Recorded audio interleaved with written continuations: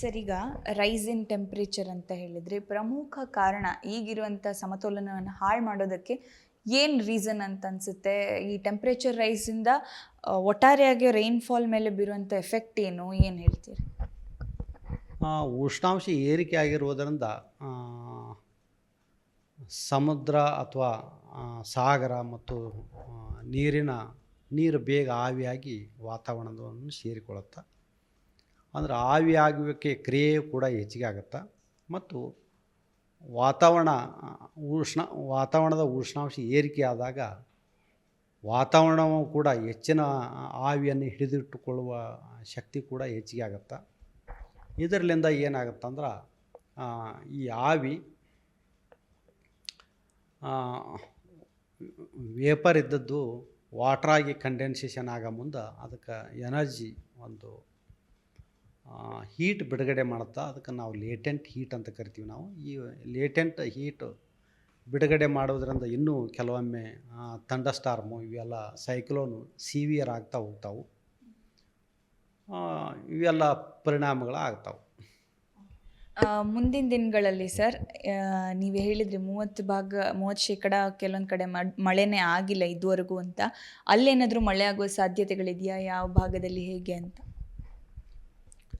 ಮುಂದಿನ ಒಂದು 4 ದಿನಗಳವರೆಗೆ ಕರ್ನಾಟಕದ ದಕ್ಷಿಣ ಒಳನಾಡು ಹಾಗೂ ಉತ್ತರ ಒಳನಾಡಿನ ಜಿಲ್ಲೆಗಳಲ್ಲಿ ಕೆಲವು ಕಡೆ ಅಂದರೆ 50%ಕ್ಕಿಂತ ಕಡಿಮೆ ಪ್ರದೇಶದಲ್ಲಿ ಹಗುರದಿಂದ ಸಾಧಾರಣವಾಗಿ ಮಳೆಯಾಗುವ ಸಾಧ್ಯತೆಗಳಾದವು. ಕರ್ನಾಟಕದ ಒಳನಾಡಿನಲ್ಲಿ ಅಂದರೆ ಪೂರ್ವದ ಜಿಲ್ಲೆಗಳಲ್ಲಿ ಇನ್ನೂ ಅಷ್ಟೊಂದು ಭಾರಿ ಮಳೆಯಾಗುವ ಸೂಚನೆಗಳು ಇಲ್ಲ. ಆದರೆ ಕರಾವಳಿ ಜಿಲ್ಲೆಗಳಲ್ಲಿ ಮತ್ತು ಮಲೆನಾಡಿನ ಜಿಲ್ಲೆಗಳಲ್ಲಿ ಇವತ್ತು ಆಗಸ್ಟ್ 4ರಂದು ವ್ಯಾಪಕವಾಗಿ ಮಳೆಯಾಗುವ ಸಾಧ್ಯತೆ ಐತಿ. ಆಗಸ್ಟ್ 4ರಂದು ದಕ್ಷಿಣ ಕನ್ನಡ, ಉಡುಪಿ ಜಿಲ್ಲೆಗಳ ಕೆಲವು ಕಡೆ ಅತಿ ಭಾರಿ ಮಳೆಯಾಗುವ ಸಾಧ್ಯತೆ ಇರುವುದರಿಂದ ಈ ಜಿಲ್ಲೆಗಳಿಗೆ ಆರೆಂಜ್ ಅಲರ್ಟನ್ನು ಕೊಡಲಾಗಿದೆ. ಉತ್ತರ ಕನ್ನಡ ಜಿಲ್ಲೆಗೆ ಯೆಲ್ಲೋ ಅಲರ್ಟನ್ನು ಕೊಡಲಾಗಿದೆ.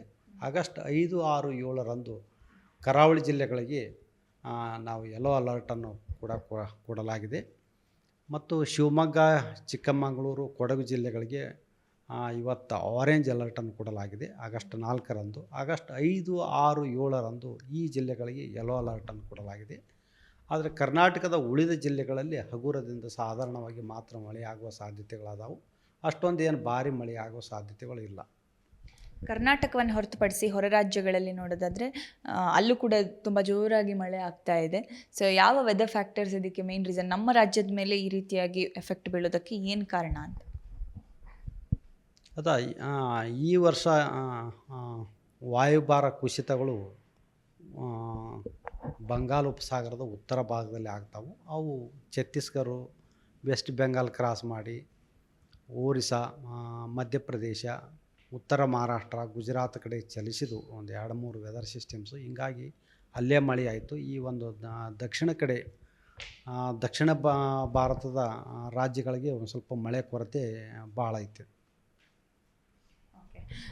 ಉತ್ತರ ಭಾರತದ್ದು ವೆದರ್ ಕಂಡೀಷನ್ಸ್ ಹೇಗಿರಲಿಕ್ಕಿದೆ? ನೆಕ್ಸ್ಟ್ ಓವರಾಲ್ ಇಂಡಿಯಾದಲ್ಲಿ ಯಾವ ರೀತಿ ಇರುತ್ತೆ ವೆದರ್ ಕಂಡೀಷನ್ಸ್? ಇನ್ನೊಂದು 2 months ಅಂತ ಮಳೆ ಎಕ್ಸ್ಪೆಕ್ಟ್ ಮಾಡಬಹುದಾ ಅಥವಾ ಕಡಿಮೆ, ಸಾಧಾರಣಕ್ಕಿಂತ ಕಡಿಮೆ ಇರುತ್ತಾ ಹೇಗೆ ಅಂತ?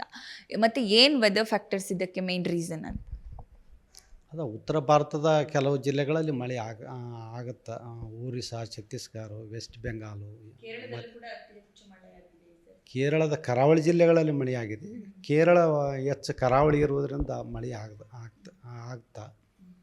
ಹಿಂಗೆ ಅದಕ್ಕೆ ನಮ್ಮ ಕರ್ನಾಟಕದ ಗತೆ ಇಂಟೀರಿಯರ್ ಡಿಸ್ಟ್ರಿಕ್ಟ್ಸ್ ಕಡಿಮೆ, ಎಲ್ಲವೂ ಕರಾವಳಿ ಪ್ರದೇಶ ಆಗಿರುವುದರಿಂದ ಅಲ್ಲಿ ಸಹಜವಾಗಿ ಮಳೆ ಆಗುತ್ತೆ.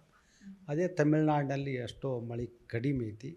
ಮತ್ತು ಕರ್ನಾಟಕದ ಒಳನಾಡಿನಲ್ಲಿ ಈ ಕಡೆ ಆಂಧ್ರ ಪ್ರದೇಶ, ತೆಲಂಗಾಣದಲ್ಲಿ ಕೂಡ ಮಳೆ ಕೊರತೆ ಇದೆ. ಸರ್, ಈ ಬಾರಿ ಈ ಕರಾವಳಿ ಜಿಲ್ಲೆಗಳಲ್ಲಿ ಆಗಾಗ ರಜೆ ಕೂಡ ಘೋಷಿಸ್ತಾ ಇದ್ದಾರೆ. ಇಷ್ಟೊಂದು ಮಳೆ ನೋಡಿದ್ರೆ ಎಲ್ಲೊಂದು ಕಡೆ ಅತಿವೃಷ್ಟಿ ಅಥವಾ ಫ್ಲಡ್ ಏನಾದ್ರು ಆಗುವಂಥ ಚಾನ್ಸಸ್ ಇದೆಯಾ? ಎಲ್ಲರೂ ಕೂಡ ಅದೇ ಹೇಳ್ತಾ ಇದ್ದಾರೆ. ತುಂಬ ಮಳೆ, ಅಲ್ಲಿನ ವಿಜುವಲ್ಸ್ಗಳನ್ನು ನೋಡಿದ್ರೆ ಸಾಕು. ಸೊ ರೋಡ್ ಮೇಲೆಲ್ಲ ಫುಲ್ ನದಿ ರೀತಿಯಾಗಿ ಹೋಗಿದೆ. ಸೊ ಏನು ಹೇಳ್ತೀರಿ ಅಂತ? ಇವತ್ತೂ ಕೂಡ ದಕ್ಷಿಣ ಕನ್ನಡ, ಉಡುಪಿ, ಶಿವಮೊಗ್ಗ, ಚಿಕ್ಕಮಗಳೂರು, ಕೊಡಗು ಈ ಜಿಲ್ಲೆಗಳ ಕೆಲವು ಕಡೆ ಅತಿ ಭಾರಿ ಮಳೆಯಾಗುವ ಸಾಧ್ಯತೆ ಇರುವುದರಿಂದ ಆರೆಂಜ್ ಅಲರ್ಟನ್ನು ಕೊಡಲಾಗಿದೆ. ಸ್ವಲ್ಪ ಆಗಸ್ಟ್ 5-6 ನಂತರ ತಾತ್ಕಾಲಿಕವಾಗಿ ಮಳೆ ಈ ಒಂದು ಭಾಗದಲ್ಲಿ ಕಡಿಮೆ ಆಗುವ ಸಾಧ್ಯತೆಗಳದಾವೆ. ಆದರೆ ಇವತ್ತು ನಾಳೆಗೆ ನಂತರ 6ನೇ ತಾರೀಕಿನಿಂದ ಮಳೆ ಪ್ರಮಾಣ ಈ ಜಿಲ್ಲೆಗಳಲ್ಲಿ ಕಡಿಮೆ ಆಗುತ್ತೆ. ಒಂದು ಸರಿ ಈ ಮಳೆಗಾಲ ಪ್ರಾರಂಭ ಆದಾಗ ಎಲ್ನಿನೋ ಎಫೆಕ್ಟ್ ಅಂತ ಹೇಳಿ ಜನ ಒಂದಷ್ಟು ಒದ್ದಾಡಿದ್ದು ಪರದಾಡಿದ್ದಿದೆ. ಆ ಎಲ್ನಿನೋ ಎಫೆಕ್ಟಿಂದ ಈ ರೀತಿಯಾಗಿ ಸಡನ್ ಆಗಿ ಶಿಫ್ಟು ಎಲ್ಲ ತುಂಬಿ ಹರಿಯುವಂತೆ ಮಳೆ. ಸೊ ಇದೆರಡು ಡಿಫ್ರೆನ್ಸನ್ನು ನೀವು ಹೇಗೆ ನೋಡ್ತೀರಿ? ಯಾಕೆ ಈ ರೀತಿ ಆಯಿತು ಅಂತ? ನೀವು ಕರಾವಳಿ ಮಲೆನಾಡಿನ ಜಿಲ್ಲೆಗಳನ್ನು ನೀವು ತೆಗೆದುಕೊಂಡ್ರೆ ನೀವು ಜೂನ್ 1ರಿಂದ ಆಗಸ್ಟ್ 4ರವರೆಗೆ ಇನ್ನೂ ಮಳೆ ಕೊರತೆ ಐತಿ. ಕರಾವಳಿ ಜಿಲ್ಲೆಗಳಲ್ಲಿ ಶೇಕಡ ಒಂದು 28% ಮಳೆ ಕೊರತೆ ಐತಿ. ಮಲೆನಾಡಿನ ಜಿಲ್ಲೆಗಳಲ್ಲಿ ಕೂಡ ಮಳೆ ಕೊರತೆ ಐತಿ. ಆದರೆ ಈ ಒಂದು ಮಳೆ ಒಂದು ಅಲ್ಪಾವಧಿಯಲ್ಲಿ ಒಂದು 4-5 ದಿವಸದಲ್ಲೇ ಭಾಳ ಜಾಸ್ತಿ ಮಳೆ ಆಯ್ತದೆ ಕಡಿಮೆ ಅವಧಿಯಲ್ಲಿ. ಹಿಂಗಾಗಿ ಫ್ಲಡ್ಸ್ ಆಗ್ತಾವೆ. ಹಂಗೆ ನೀವು ಟೋಟಲ್ ಕ್ವಾಂಟಿಟಿ ಆಫ್ ರೇನ್ಫಾಲ್ ತೊಗೊಂಡ್ರೆ ಅಷ್ಟು ಮಳೆ ಆಗಿಲ್ಲ. ಇದು ನಾನು ನಿಮಗೆ ಹೇಳ್ಬೇಕಂದ್ರೆ ಕಡಿಮೆ ಅವಧಿಯಲ್ಲಿ ಜಾಸ್ತಿ ಮಳೆ ಆಗಿರೋದ್ರಿಂದ ಈ ರೀತಿ ಒಂದು ಫ್ಲಡ್ ಸಿಚುವೇಶನ್ ಆಗುತ್ತೆ. ಅತಿ ಭಾಳ ಮಳೆ ಆತಂದು ನಮಗೆ ಅನಿಸುತ್ತೆ. ಆದ್ರೆ ನೀವು 30 ವರ್ಷ ಸರಾಸರಿ ನೋಡಿದ್ರೆ ಮಳೆ ಕೊರತೆ ಇನ್ನೂ ಐತಂತ ನಾ ಹೇಳ್ಬೋದು. ಈಗ ಜಲಾಶಯಗಳಲ್ಲೆಲ್ಲ ಪ್ರತಿ ಬಾರಿಗೋಕ್ಕಿಂತ ಕಡಿಮೆ ಕ್ಯೂಸೆಕ್ ನೀರಿದೆ ಅಂತೇಳಿ ಒದ್ದಾಡ್ತಾ ಇದ್ರು. ಬಟ್ ಈಗ ಬೇರೆ ಹೊರ ರಾಜ್ಯಕ್ಕೂ ಕೂಡ ನೀರು ಬಿಡಬೇಕು ಅಂತೇಳಿ ಆದೇಶ ಹೊರಡಿಸಿರೋದು. ಸೊ ಇನ್ನೂ ಮಳೆ ಆಗುತ್ತಾ ಸರ್? ಹೊರಗಡೆ ರಾಜ್ಯಕ್ಕೆ ನಾವು ನೀರನ್ನು ಕೊಟ್ಟರೆ, ತಮಿಳ್ನಾಡಿಗೆ ಬಿಟ್ಟರೆ ನಮಗೆ ಇನ್ನಷ್ಟು ಮಳೆ ಕೊರತೆ ಆಗುತ್ತಾ ಅಥವಾ ಮಳೆ ಬರುತ್ತಾ? ಹೇಗೆ ನಾವು ಕೊಡಬಹುದಾ? ನಿಮ್ಗೇನು ಅನಿಸುತ್ತೆ? ಅಲ್ಲ, ಇನ್ನೂ 2-3 ದಿವಸ ಮಳೆ ಆಗುತ್ತೆ. ಹೊರ ರಾಜ್ಯಕ್ಕೆ ನೀರು ಬಿಡೋದ್ರಿಂದ ಏನು ಸಮಸ್ಯೆ ಆಗೋದಿಲ್ಲ ಅಂತ? ಅಲ್ಲ, ಅದು